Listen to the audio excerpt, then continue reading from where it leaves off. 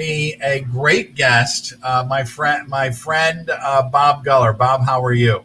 I'm well, Gary. Thanks for having me.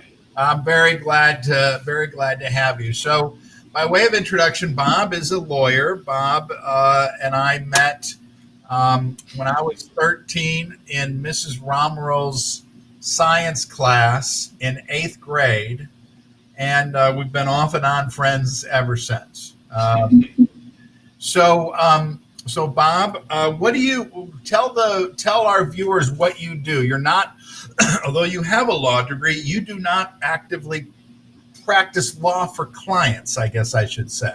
Correct. I used to. So for a few years I did practice with the law firm, and then for a few years I practiced on my own. But what I do now is full-time commercial real estate, which is primarily the buildings you see for offices and industrial warehouses and some specialty uses. So basically companies that rent buildings, that's what I do. And how did you move from being you were with a very well-known successful law firm in St. Louis, and you moved into private practice? How did you do that? Very carefully. So what I was doing is I was practicing law, and actually I was doing real estate law amongst other things. I had for a while done bank mergers and acquisitions, and we used to represent Boatman's Bank, and then they got acquired, so we no longer had any of that work to do, and so I became a real estate lawyer. Did that for a while, and I was doing some work for a client that was a partnership between my dad and my uncle. Because it was my dad and my uncle, they had me do a lot of the business stuff in addition to the legal stuff. And I found I liked that better. So I continued to do that, got more and more involved with that, and at one point decided I couldn't do everything well.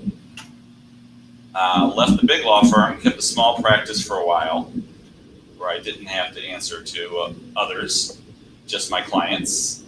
And then got busier and busier, kind of using my law skills in real estate, because what we did was we found real estate that had problems that required lawyers to fix.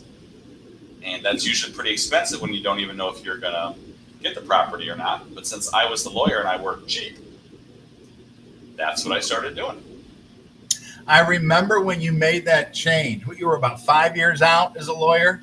Yeah, you thought I was nuts. I thought you were nuts. I mean, like, job at a great silk stocking firm to go do what?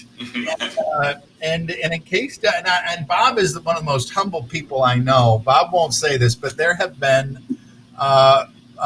St. Louis Business Journal articles talking about how successful you have been in your golden touch.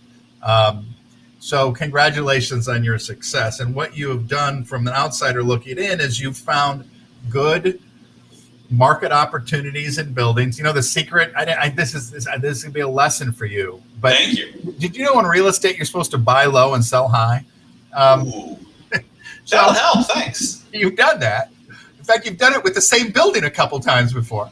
That is true. And you buy buildings, and then you have a great team with you. You guys build them up, you get them, you fill them with tenants, and then if the market's right, you sell them. If not, you run it. Is that fair? That is correct. And usually the tenants are one of the great assets of the building, all except for one lawyer tenant of mine in my current building. It's a little difficult. Right. So Bob and I share offices too. So I'm his tenant. So this is my landlord. So you know what I wanted to have you on today, Bob? I want to talk about politics because we had an election yesterday. Oh, yeah. And I want to talk about, yeah, exactly. And I want to talk about, but before that, let's talk about a little bit about leases, COVID, and those types of things. So now, we're still in this pandemic, but it's been a while now, and so things have played out. How has the pandemic affected your business and or your tenants?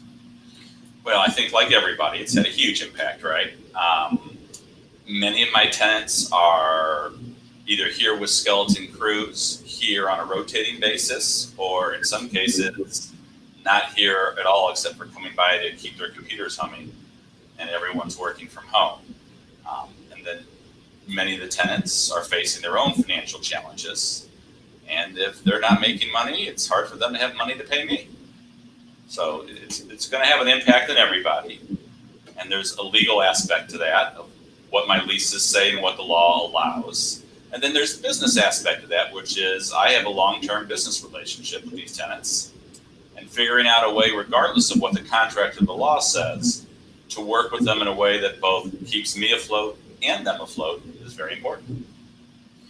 Right. And but this is not, you've been doing that. This ain't your first rodeo. One of the things I've appreciated in talking with you about this is you have weathered other business interruptions, not a pandemic event like we're having, but there are downturns in the economy. There are things that happen that in a real estate business you have to adapt to also. Is that fair to say? Did I say it right? Oh yeah, no. We had technology buildings during the .com bust, where companies like WorldCom were our largest single tenant in the building, and to see their CEO being let off in handcuffs. Oh, no way! And that's the guy who was paying you rent. Yeah, that's our large. So you turn on the news one day, like, oh, there's our largest tenant CEO being let off in handcuffs. Oh, that's not good. No. Oh my gosh. What'd you do with that? Well, fretted and worried a lot, and then took a look and saw that the infrastructure that they had was valuable, even if the company had been inflated a bit. Okay. And we learned a lot about real estate in bankruptcy, and came up to speed on that and saw it through. And at the end of the day, we got paid every nickel for rent we were owed, not necessarily on quite the timetable we were on, but learned about what to do when you have those interruptions. Learn that talking to your bank is your first call. So making sure they don't have any surprises and they know everything that's going on. Right. Well, this is different though, this pandemic. So yes, what solutions, Maya asks a question. So we're starting to get questions, and we have been, but this is a great question that Maya asked. What solutions are there for, and you just hinted at it, what solutions are there for landlords whose tenants aren't paying rent right now, but are protected by an eviction stay? So the eviction stay that you're talking about is generally applied to residential tenants. So this is the case of an apartment building, and you've got tenants who maybe are in the service industry and saw their source of income disappear. They have signed a lease with their landlord, and they find themselves unable to pay. So the first and foremost solution is to talk to each other, because at the point where you or the tenant ends up in court, you both lost. So instead of hiding from the landlord, I would say the first thing to do is to talk to the landlord, say what the situation is. And there's two sides to every story, right? You can't pay what you can't pay. On the other side, depending on the landlord, they can't continue to pay the bills, pay the mortgage, keep the electricity going if nobody is paying them. Well, let me ask you about that, because so there's been a lot in the media, and rightly so, about people who lose their jobs and are affected by the COVID and the pandemic and the downturn in the economy, that they can't pay their rent and they need a house over their head. There's not as many stories about the person that owns that building and has a mortgage to pay. So talk about that a little bit, about we certainly want to be sympathetic to people who lose their jobs, but there's also folks with mortgages and who own that property. Right. And they have a conversation with their bank. So their bank's going to say, well, I have at least, I have a mortgage with you. You pay that mortgage or I take the property. So they too are in a situation, and then they have the same set of issues that a tenant has with the landlord, which is they need to talk to each other, because to be honest, the bank doesn't want to own the apartment building. Right. And most banks will have that same conversation if you're willing to come to them and talk to them about it, that most landlords want to have with the tenant, which is, how do we get from here to there? How do we work it out together so it all keeps going? And folks need to remember that even if there's an eviction freeze, even if you are not paying your rent, you still have a contractual obligation to do so. So regardless of whether or not you're a commercial tenant or you're a residential tenant, if you don't pay your rent, your lessor, the landlord, is going to be able to sue you and get a judgment against you. So you're kicking a can down the road if you're not dealing with that. Is that fair? It is, but there's a good public policy reason behind not wanting to put a lot of people out on the streets in the middle of a pandemic. So I don't disagree with that. The question becomes, who has the resources to implement that public policy? You do want people to be housed during a pandemic. That's the worst time for people to be homeless. So, what you really need to do is to think beyond purely an eviction freeze, putting some shared or government or charitable resources together to helping people meet some portion of their rent obligations so that the landlord can keep meeting their obligations both to their tenants and to their lenders. From what I've seen, the rent assistance is kind of ad hoc. There's not enough money going to it. It gets doled out in lottery styles. I read about it in Houston, Chicago, and St. Louis. And then, but then there's also no guarantee that the people who get that money turn around and pay their landlord. Am I painting a right picture about that? Yeah, no, there's nothing's perfect, and you can't not have any program because some people abuse it. You don't want to let the exception swallow the rule. Maybe some of that PPP money to big companies should maybe have gone to direct rent assistance to balance it so that it's not all landing on landlords, not all landing on tenants, not all landing on banks. And that's the sort of thing we should think about in a further stimulus, which is absolutely, as a society, we don't want to put a lot of people in the street in the middle of a pandemic. So let's talk about practical solutions that allow the landlords to keep people housed and also cover their expenses and meet their obligations. Most there are big companies that own huge amounts of apartments, but the largest number of landlords are just individuals who have a couple apartments, a 4-family flat here and there. Well, don't you still have one in Soulard? We sold that a few years ago. Oh, okay. But that's my brother has one in where he lives, and we have people do that as a way to build wealth. You make a little money and you buy some property, get some rent income, that kind of stuff. I know a lot of guys, a lot of families or people that do that. Yeah, it's a great idea to build up.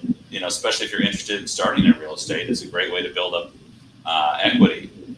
You can get essentially just a standard homeowner loan for up to a 4-family flat. So you can get the same loan you would get on any home. And then you can have your tenants pay the mortgage for you and a little bit extra. And that's a great way to get started. Hasn't this issue of where the money goes been a little bit of a breakdown between Democrats and Republicans in being able to pass that stimulus package? Yeah, I think one of the big issues is local governments have borne a lot of the brunt of the things that need to be done to deal with this pandemic. And I know that that's been a big disagreement, which is what portions of this money should go to help local governments bear that burden.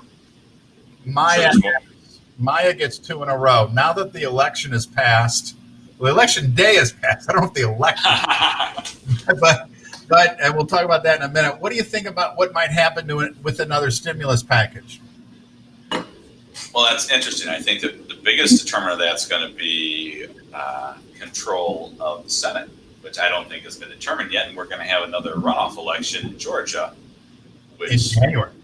Yeah, so we may not know that yet. I am hopeful that politicians can put politics aside, though they do not have a good track record for doing so, and figure out whatever is still up in the air. People are hurting, and businesses are hurting, and there's a lot of unintended impacts, and that's where as a society we come together and put some of our resources to help out people who are in trouble.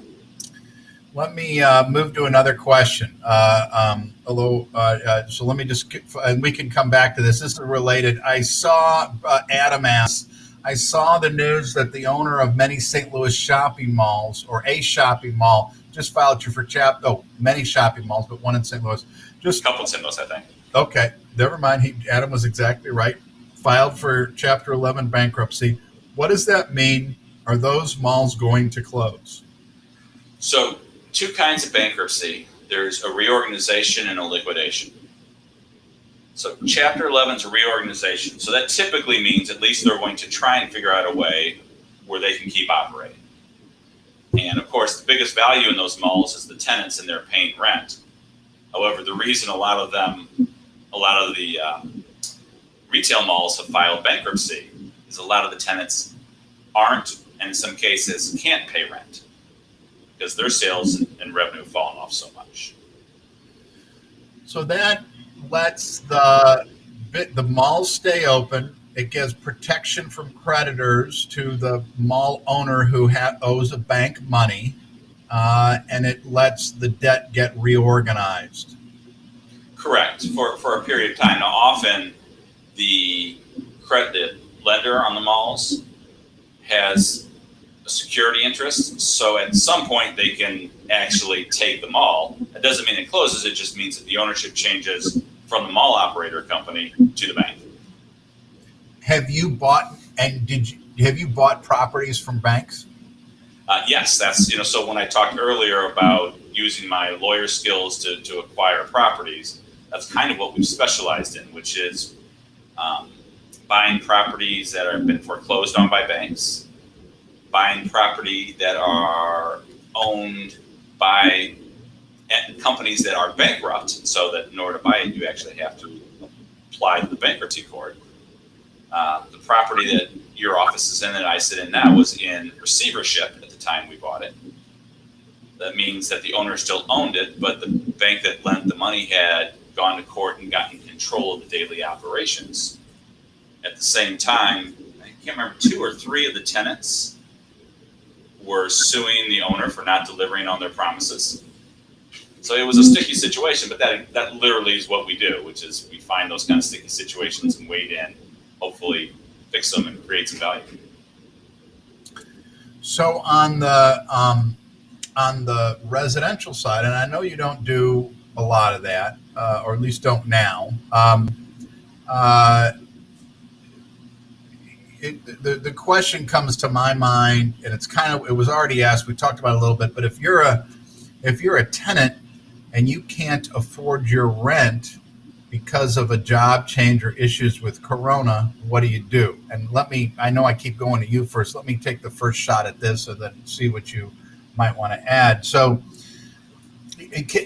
can you stave off eviction? Yes. Do you want to keep your house? Yes. Or your home or your apartment, your home, regardless of what it is.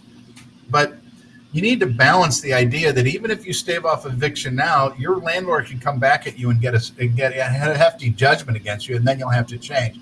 So what you should do, and I recommend this to people who get in personal injuries or where their life is disrupted, is you need to take a hard look at what you can afford and what you can't afford for like the next 9 months, because realistically, we're not going to get a solution to this pandemic till the earliest next summer. So what are you going to do for the next 9 months? And you need to make some decisions. It may be smart for you to take a different kind of job where you're still getting some income. It may be smart for you to move to a cheaper apartment, even though they can't evict you. Maybe you want to move so you get yourself settled in something that's going to be more manageable financially for you as well.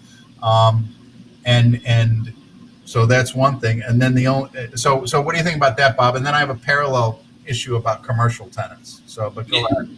Yeah, no, absolutely. I mean, if you can find a roommate and cut that down in half, where you're sharing those expenses, or where you can balance out, I've got work now and you don't for this month, maybe next month you found some work and I'm not working, and that can help balance things out. But it's tough. It's not an enviable position to be in. It's, the idea that you can be uprooted in the middle of a pandemic like this is nightmare upon nightmare, right? It's your family, it's where you live. The other thing you mentioned earlier is a great idea, is talk to your landlord, communicate. You never know. Your landlord may to keep you there for the same term, he may cut 25% off your rent. I know I don't want to reveal anything about you, but you've been willing to work with your tenants because you have long-term relationships with them, and a smart landlord is looking, it's a marathon, not a sprint, and is looking for what happens after Corona. It's hard to get tenants in. And so if you communicate with your landlord, let them know what's going on, because you can save yourself. Maybe you'll reduce your rent. Maybe you'll stave off a lawsuit against you. So make sure you communicate. So right. And when you have that conversation, you also have to look for what you can do to help out your landlord, what they need. Maybe it's, look, I'll go ahead and commit to another year so you don't have to re-clean the apartment and find a new tenant and have a month of downtime in between.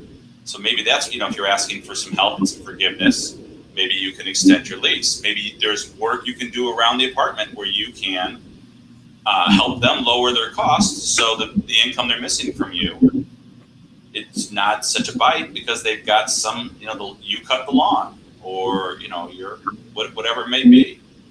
You're painting the deck.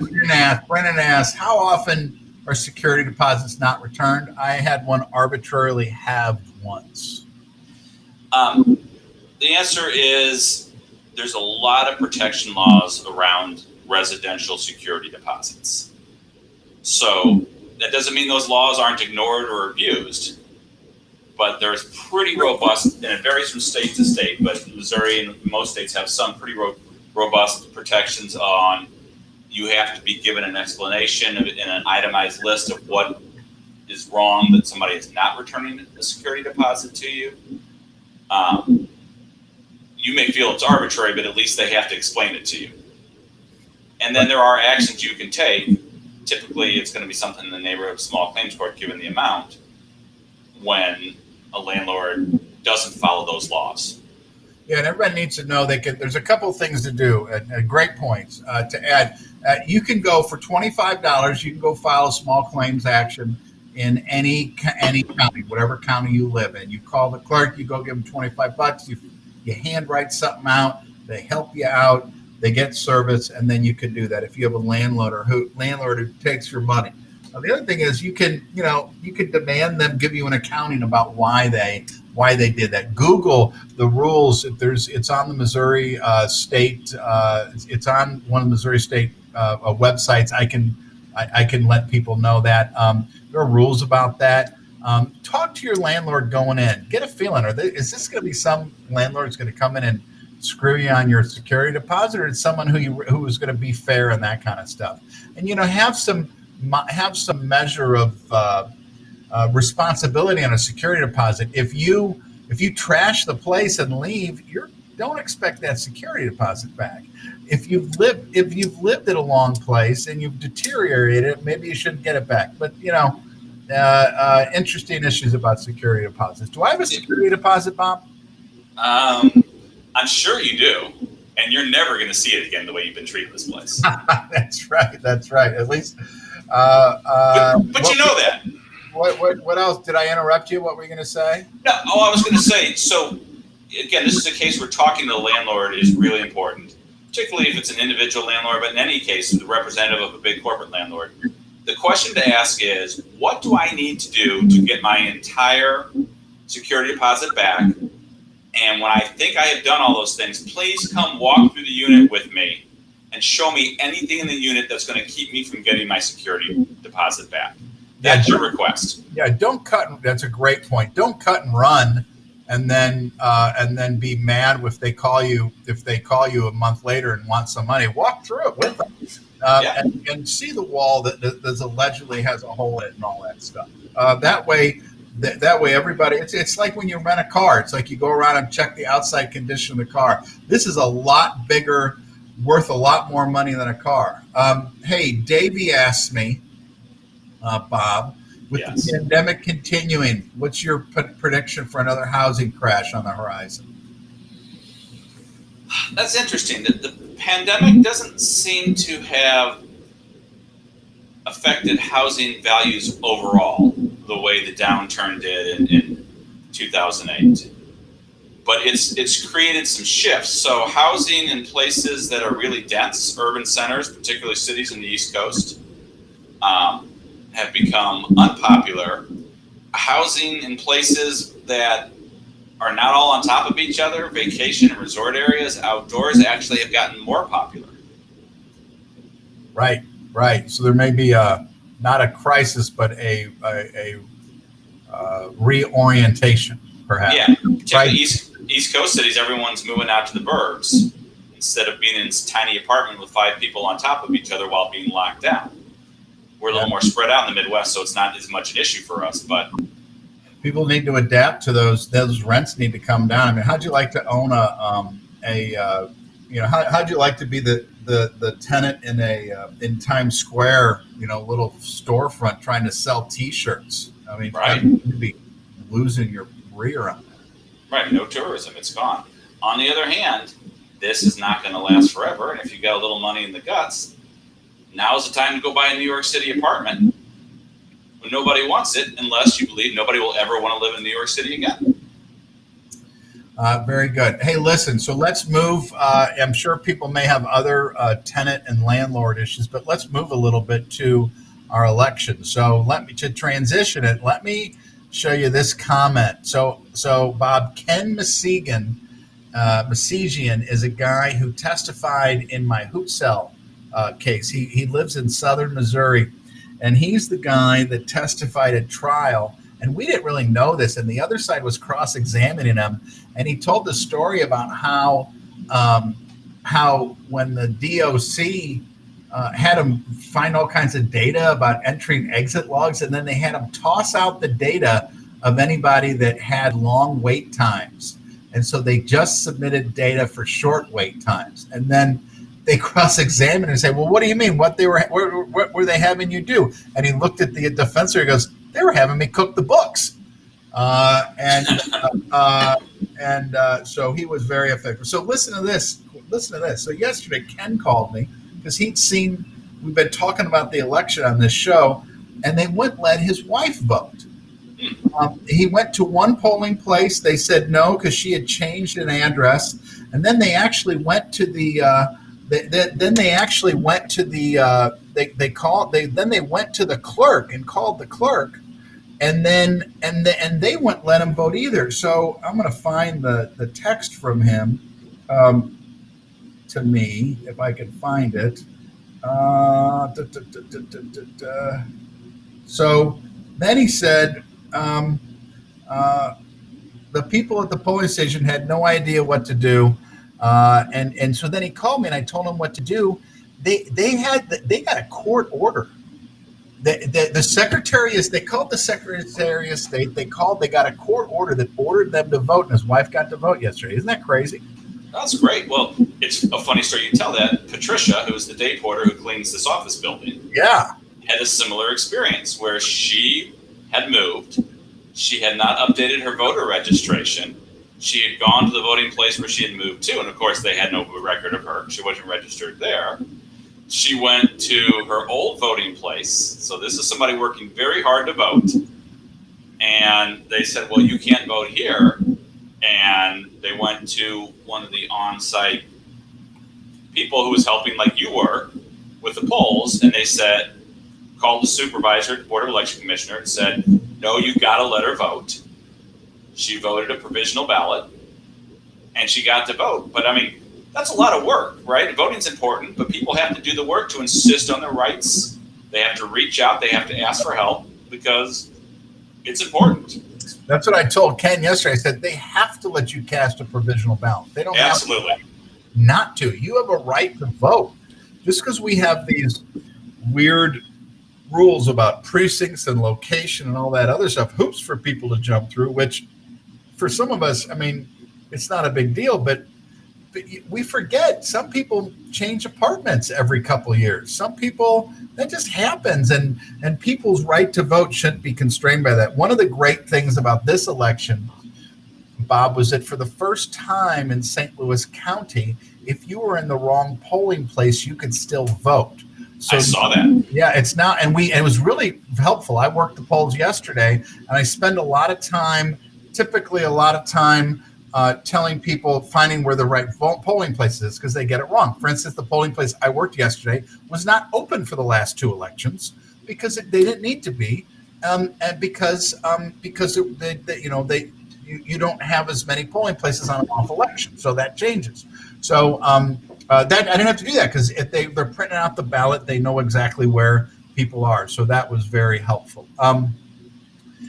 Did you vote yesterday or did you vote before that? So I had voted absentee in person at the Board of Election Commissioners about a week and a half ago. All right. let me get to another call. I think the big question in everybody's mind is, or at least I'm seeing is, other than who's winning what, is, well, before I get to this, I want to ask Davey's question, but before I do, let's just do a report right now. Looking at my latest thing it's the AP numbers are good. They've declared Wisconsin for Biden. They've declared that Biden has 237 electoral votes. Trump has 214. I have Biden with 70,400,000 popular vote, and Trump with 67,300,000 popular vote. Rounding a little bit. So this is going to change shortly, I'm sure. But the question is, how long do the states, counties have to tabulate the results of an election before a winner for the president has to be called? The answer is it varies from state to state. Each state has different rules about when they have to have all the votes in. So that's first level, is getting the votes in. Second level is counting those votes. And then we're used to what the media says, which is the media makes their predictions and calls it. But that's not the whole process. There's a whole process going behind the scenes that most of us never see, which is it varies from state to state. The counties or the municipalities have to turn in their results to the state and certify it to their Secretary of State, in most cases, or whoever their head election official is. And right. then you've got the whole process with, the Electoral College. Right. Once all those results have been certified, and when does the Electoral College meet? They don't meet until December. Yeah. So we're not actually electing a president until they've met and they elect the president. Right. So a lot of this you have to call it, is driven by the media, not to be media slamming, but it's the media that needs to call it. We need an answer now. It's a 24-hour news cycle. We can't wait for our information. The waiting happens. And in fact, no states know the precise count on election day. They may call it because it's so no one can really catch it, but the one side can't catch the other. But that's not a requirement. And what the states are doing is they're doing a popular vote to choose electors that in a month or so we're going to go and do some vote. So we got to remember that too. And then so the Constitution, Article 2, Section 1, that I happen to have in front of me, that declares that it's the state processes that decide the electors. It's not the federal. Elections are state-governed things. So some states, 5 states, do only mail-in voting. Some states do a combination of mail, absentee, and live. Some states in Florida, they let all of the absentee and mail ballots be counted for the last 2 weeks. So Florida's numbers came in quickly yesterday. The opposite is true in Pennsylvania, where officials are not allowed until the morning of the election day to process mail-in ballots. So there's a wide variety of these rules. And we've had it before. So in Florida, in the big contested election between Bush and Gore, 2000, right? 2000. When they counted the ballots in Florida, Gore had won by about 200 votes. And then they started getting into the late arriving absentee ballots, all the things that people are, have some questions about, have some discussions about, absentee ballots that didn't arrive until the next day in the mail. And then they started talking about provisional ballots and challenge ballots, and all that happened. That was all after they went through and finished the count of what was in hand on the day of election. Mm-hmm. And so we've always done this. Always done it. And actually in that, the press had called Florida for Bush. Gore called Bush up and conceded the race. Right. then later on in the middle of the night, they I forget who it was that uncalled Florida. So Gore called Bush up and withdrew his concession that he wasn't very happy. I'm sure Bush wasn't. I couldn't blame him. He was like asleep and celebrating. He gets woken up like, oh man. I don't want to talk to him. And then we had the whole, and then Gore chose 4 counties to do a recount in, and we know so guess how many times a election has landed before the Supreme Court? That's a good question. Twice? Yes. Ding, ding, ding. 1876 and 2000 are the only 2 times. Because I don't remember 1876 very well. Well, you have grayer hair than me and less hair than me. Both of those things are true. I only speak the truth. So, so election returns can come in because we forget. We need to remember with mail-in votes. Our veterans vote by mail. So Missouri veterans have mailed them in. We don't know when those are going to come in. And service overseas, absolutely. Yep.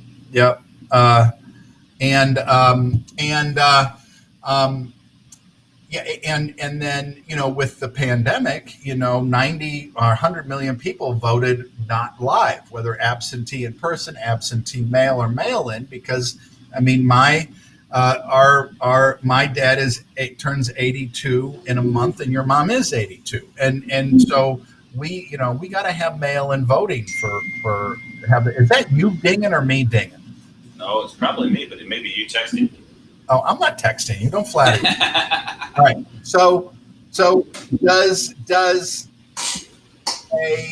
not having the results and having them come in later with counting mail-in voting, does that stress you out at all? Do you think it's ripe with fraud? Are you concerned about this? It doesn't stress me, but I think you said a thing that's really worth emphasizing. When a TV channel calls an election, that doesn't mean they're done counting. It just means that the beanhead statisticians that work for the TV channels have figured out that it's far enough apart that there's no way. My dad was a statistician. Well, that's what I'm saying. Ooh, I hope he's not watching this. Right? But so it's really important to say that when a TV channel or when the news media or whatever calls an elections for somebody, that doesn't mean the counting is done. It just means that statistically they don't think there's any chance the other guy will catch up. Right. And, it used to be, and they backed off this. They were more careful, I thought, last night, because it used to be there'd be a race to announce, and CNN is the first, or Fox is the first, and blah, blah, blah. And there was this competition, and then they overstepped their bounds in 2000, maybe other times as well, but certainly in that election. Well, Dewey beats Truman, right? The famous headline where Truman's holding up the newspaper headline that says Dewey beats Truman, when in fact he won. That's the same thing, but with a little bit older technology. Right.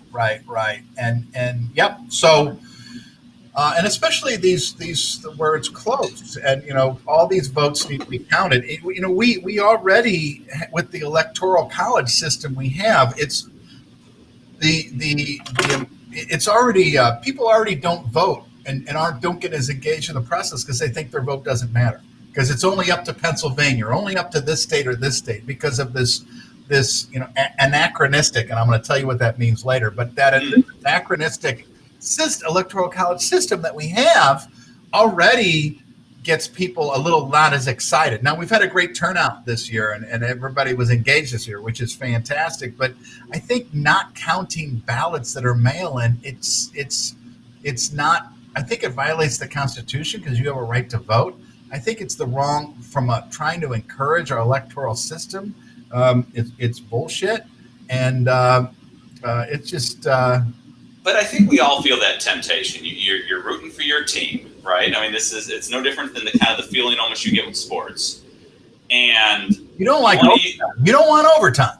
Right, you don't want overtime, and you want to use. Everybody wants to get the detailed explanation of what the ref has to say, and they want to use the rules in any little way that will help their team. And sometimes they lose sight of the fact that everybody needs to vote. That's a fundamental principle of who we are and what we do. And you'll see that going both ways. There's been times you're like, well, that's not so important because all those guys are going to vote for the other guy anyway. And we need to be really dedicated and say, absent whichever side it benefits or hurts, the principle that everybody gets to vote, when in doubt, the default is figure out a way to let everyone's voice be heard. And that's if I agree with that voice or if I disagree with that voice. Right. And you have to guard against voter fraud too, but we've seen the level of incidence of that is not high compared to the worrying about disenfranchising people. Like all things, it's a balancing act, and you have to make sure you put the balance in the right place. Yeah, you think people make short-sighted, near-term decisions in American politics about this stuff rather than stepping back and thinking about the big picture? Is that you're laughing while I've even asking the question? A politician make a short-term decision? No, that's benefit never happened. The next 4 years, because isn't that the definition of deficit spending? Why should I? It's hard to balance the budget. It's hard to be fiscally responsible because you got to tighten your belt and you can't give tax breaks and can't build roads and can't do stuff. So that's why it never happens is no one wants to go up there and say, I'm going to raise your taxes and keep all the money and pay banks in China, said no politician ever.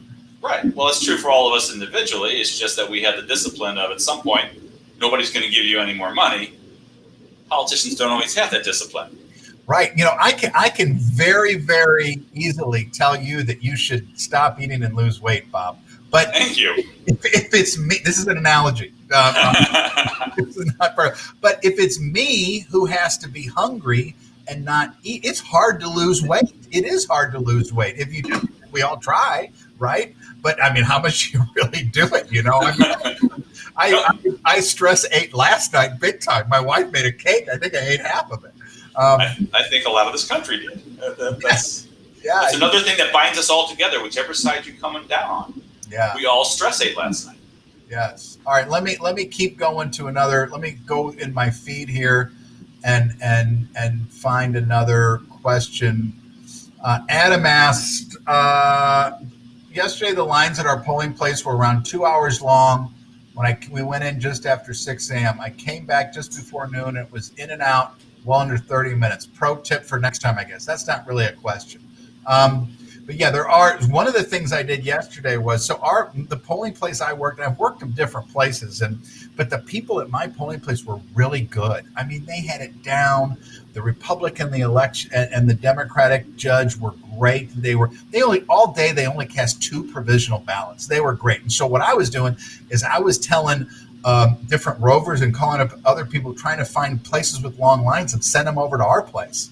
Because that's the great thing about this you can vote anywhere thing. I was trying to move voters to our place, and we did. We relieved lines in other places. And I think there were some websites and some social media doing just that same thing where you could click and see what the wait was at your polling place and see what other, especially with St. Louis County having that great ability to go to other polling places. Right. All right. So what do you think about from a legal point of view? So we're not going to know. I just got a pop-up for anybody listening. I just had the AP declare Michigan for Biden. Wow. That is big. CNN has that same thing. Yeah, I do the New York Times and AP, which I found good, but wow. I always like to look at Fox News and CNN, and whatever they agree on must be the truth. It must be the truth. So a couple things. One is, do you see this election going to the U.S. Supreme Court? And the answer can be, and it depends. Right. With what you just told me, probably not. I think what you just told me made the difference whether it goes or not. I think if it's clear that even if I have some problems with the vote counting in this state, that other state still puts them over the top, then the reason to go to the Supreme Court is moot. Right? So if you shouldn't have counted those 3 votes and you did. Well, if it doesn't matter anyway, then I think it's a lot less likely you end up in the Supreme Court. Right. Yeah. It depends on. It's kind of like it's a little bit like what happened in 2000 is if there's an end game to the challenge, if it's close enough that you can pick up a state or some counties that is tight enough that you can affect a change in the outcome, it's worth going after.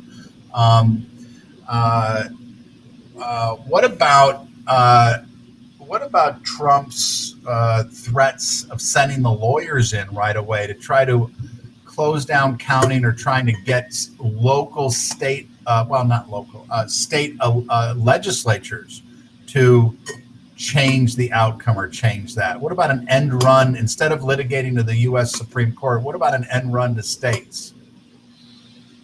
Well, that's interesting. I ambushed you with that. Yeah, no. That's interesting. But what you're asking a legislature to do is to change the ground rules.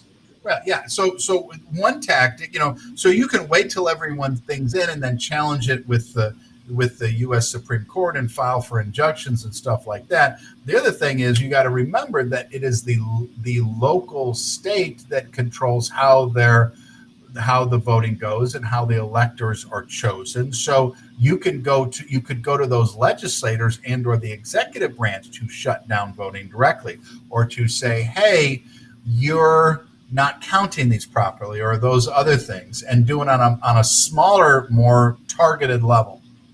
Yeah, you can do that, but I mean, it's different. Legislators different than going to the executive branch, or particularly to the chief election official, who's usually a member of that executive branch.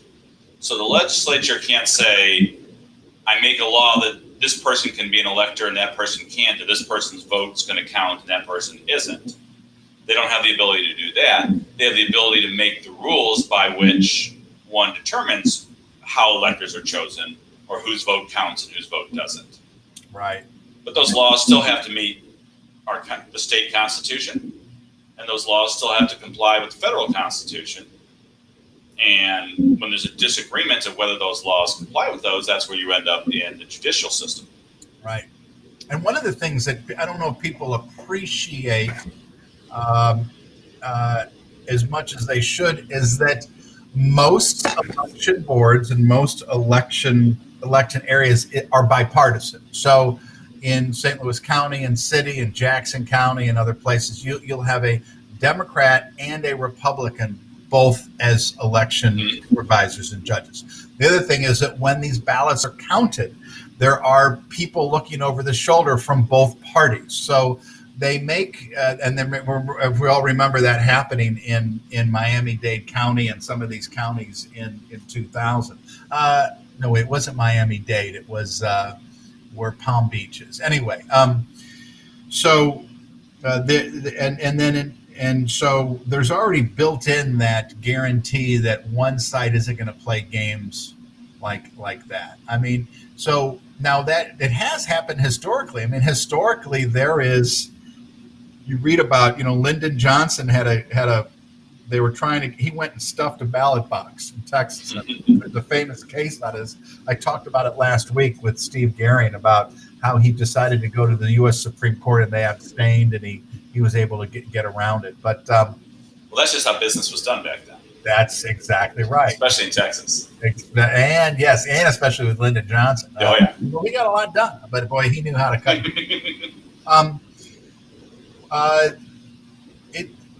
Do you have any sense of whether some of this talk about before the election of voter intimidation, of people looking over, watch the polls, that kind of stuff?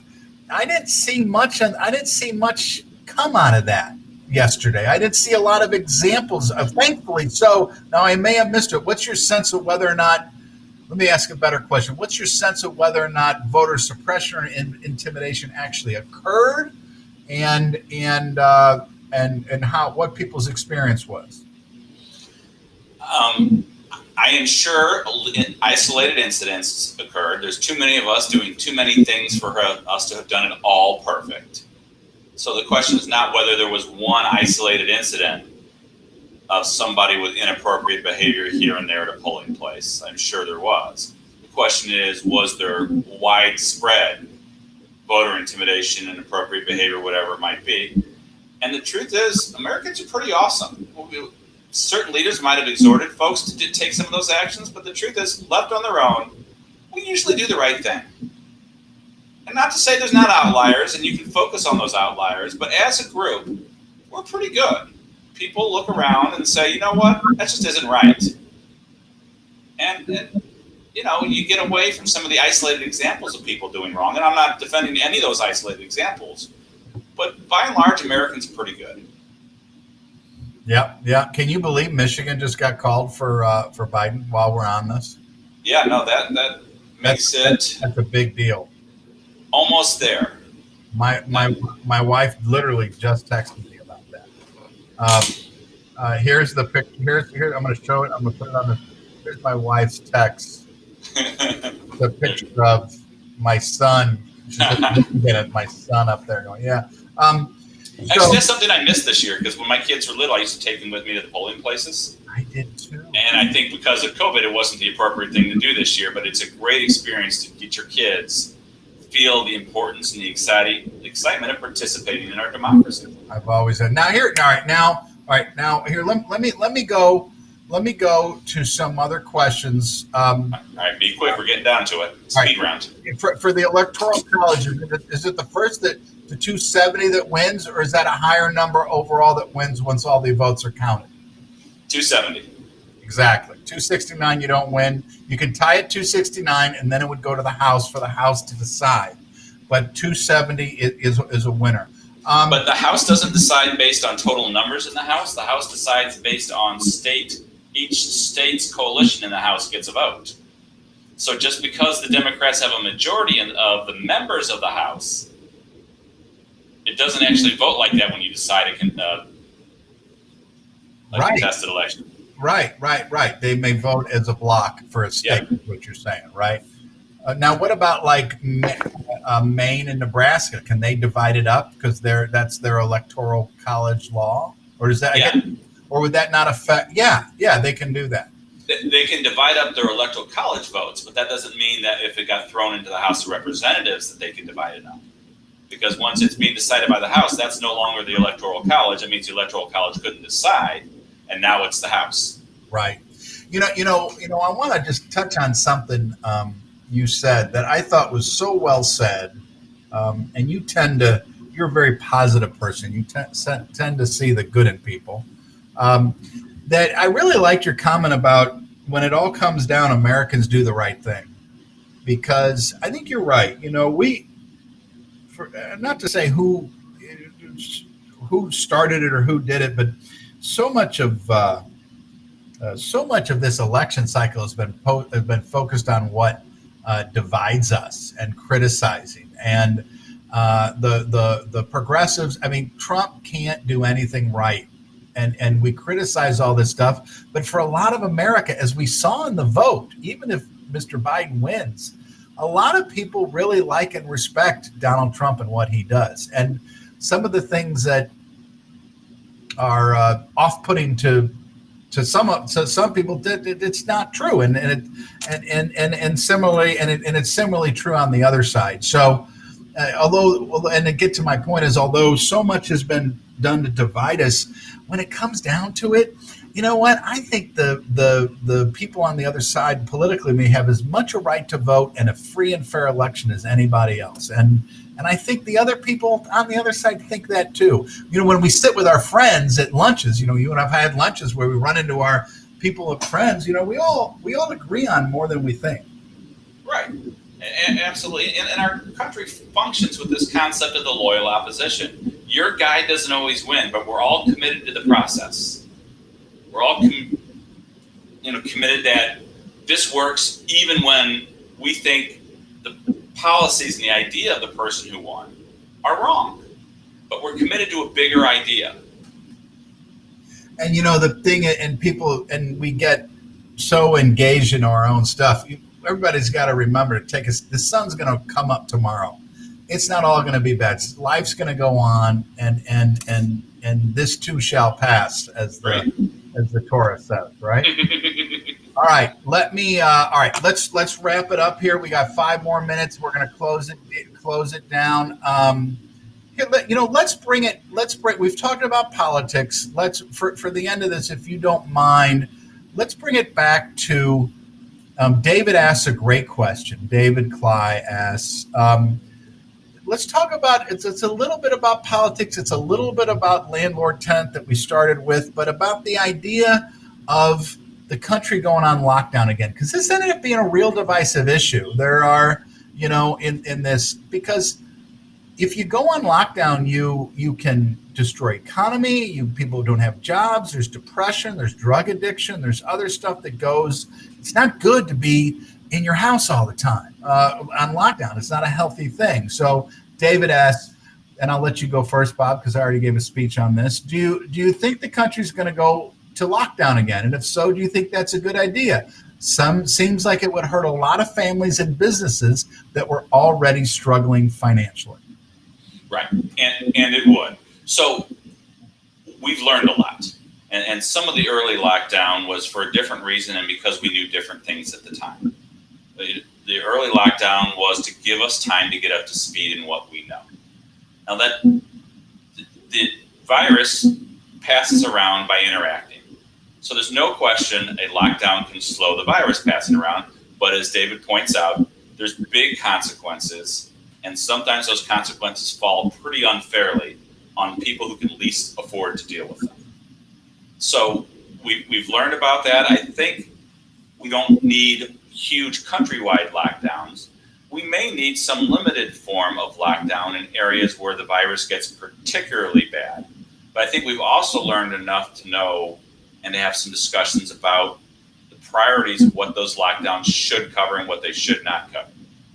Now, it's tough on a bar, but I think we can all agree that if we're really transmitting the virus badly, we don't all need to be hanging out in a bar having a drink, although that impacts bar owners badly, and it's going to ruin their business. So at the same time, we know we need, it's just like landlords saying that landlords can't evict tenants. You're putting the burden on them, you're putting the burden on the bar owner. We got to have stimulus and help for the bar owners when we say that. So we've learned both. We need to help the people the burden falls on, and we need those lockdowns to be targeted where they make the biggest difference in an area where the transmission's gotten out of hand. Yeah, I think the I don't know the right analogy, but some of the early lockdowns, restrictions, initial PPP, it was like we're trying to hammer a little nail with a big sledgehammer, whatever that analogy is. We're just using this big one-size-fits-all solution to everything. And as we've learned now, we just know more about the virus and how it spreads. So, social distancing, face masking, but we don't need to shut down everything. And then in terms of a stimulus package, I mean, who needs to be helped? I mean, there's all these stories about these big businesses that didn't need the money, and some of them returned it. But I mean, it's people that can't pay rent. It's the small business owners bar owners and that kind of stuff. They need the money. Those kind of people need the money more than some of the big institutional companies. So great. It should be a giveaway like that. So as we leave, are you optimistic in the next 2 months about resolution of the election, peaceful transfer of power, and getting the corona stimulus and corona practices to address this? Because those are the two real problematic areas in our country right now. I'm optimistic about peacefully resolving the election, but I think that's a different question once we've done that. Either party, whatever you believe in, whatever you think should or should not be done, no one is saying that dealing with both COVID and the stimulus to help with the economic effects of COVID is easy. I think we can do it, but if everybody's a little unhappy, we probably hit the right solution, which means by definition it's hard. Right. Keep talking. Bless you. I got to put on my mask. We're politically. Oh, whoops, sorry. I don't. See, now, here's a more appropriate political statement. What's on your mask? St. Louis. St. Louis. I have other masks here too. So, where'd my burger law one? Yeah, yours all say burger law. I know. Where's my burger law? All right, well, Bob. As you know, I greatly value our long friendship and being able to work in an office with you. That's one of the things I've enjoyed is, you and I, I kind of run a firm, you kind of run your business, but it's good to be able to bounce stuff off each other. So it's been a real blessing in my life. Well, it's been great for me. Exactly. It's kind of to have somebody who is, in fact, it's nice to have somebody who's not in your business to be able to bounce something off of. It comes at it from a fresh perspective. It's something I value. Yep. Back at you. All right, Bob. Well, thanks for doing this show with me. Thanks for being such a good friend. I'm going to sign us off, and maybe it wasn't too bad. Maybe you'll do this again sometime. We'll see how the pay goes. I'll double your pay next time. Excellent. All right. Thanks. See you, Bob. Bye.